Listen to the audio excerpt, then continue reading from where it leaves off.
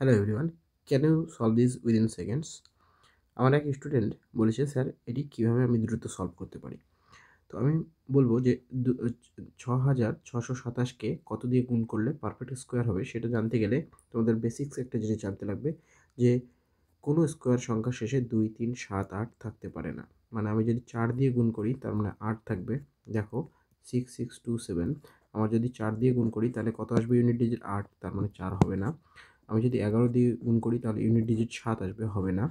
৭ দিয়ে গুণ করলে ৯ হতে পারে। ৩ দিয়ে গুণ করলে ৯ ৯ আসবে, হতে পারে। মানে ৩ দিয়ে গুণ করলে ১ আসবে, হতে পারে। ওকে, তাহলে এবার বুঝবো কীভাবে বুঝবো যে আমি ৭ হবে নাকি ৩ হবে? দেখো ৭ দিয়ে অর্থাৎ এবং ৩ দিয়ে গুণ করে পারফেক্ট স্কোয়ার করার অর্থ হলো তার মানে এখানে একটা আ আ মানে একটা লোন ৭ বা লোন ৩ পড়ে আছে। ওকে? মানে একা পড়ে আছে। আমি যখন ৭ দিয়ে মাল্টিপল করব সেটা একটা পেয়ার হয়ে যাবে। যার কারণে সেটা মূলে বর্গমূল আমরা করতে পারব। তাই না? তার মানে এই সংখ্যাটা হয় ৭ দিয়ে অথবা ৩ দিয়ে ভাগ যাবে। তার মানে ৬, ২, ৭, ৩। ৬, ৬, ২, ৭ কে আমরা ৩ এর ডিভিজিবিলিটি এবং ৭ এর ডিভিজিবিলিটি টেস্ট করব।